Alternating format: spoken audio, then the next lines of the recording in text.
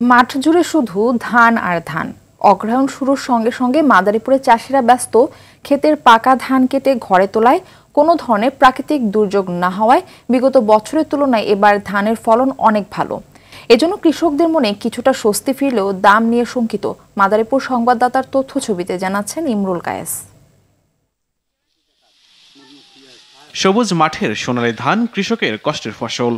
অগ্রহায়ণের শুরুতে মাঠের পাকা ধান কাটায় ব্যস্ত মাদারীপুরের আমন চাষিরা।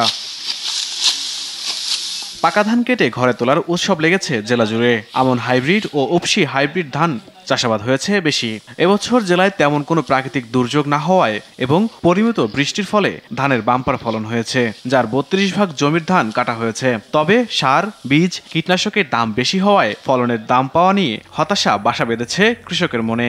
ধান ইনশাআল্লাহ আল্লাহর রহমতে খুব ভালো হয়েছে। ধান আমাদের খরচা দেওয়া থাকে না কিছু, এই দাম এতে সরকারের আবেদন জানাইও জানি ধানের দামটা একটু বাড়ায় দেয়। ধানের দাম যদি আমরা ভালোভাবে পাই তা আমরা টিকে থাকতে পারবো না, যদি ভালোভাবে না পাই তা আমরা টিকে থাকা কষ্ট। জেলায় আমনের আবাদ লক্ষ্যমাত্রার চেয়ে বেশি হয়েছে।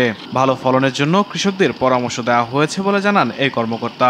রোগ পোকামাকড় থেকে কিভাবে তাদের মুক্ত রাখা যায়, সুষম মাত্রায় সার প্রয়োগ, এই বিষয়গুলো আমরা তাদেরকে উঠান বৈঠক এবং বিভিন্ন আলোচনার মাধ্যমে তাদেরকে আমরা অবহিত করেছি।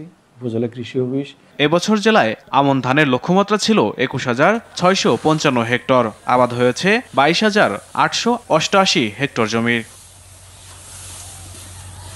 ইমরুল কায়েস, RTV।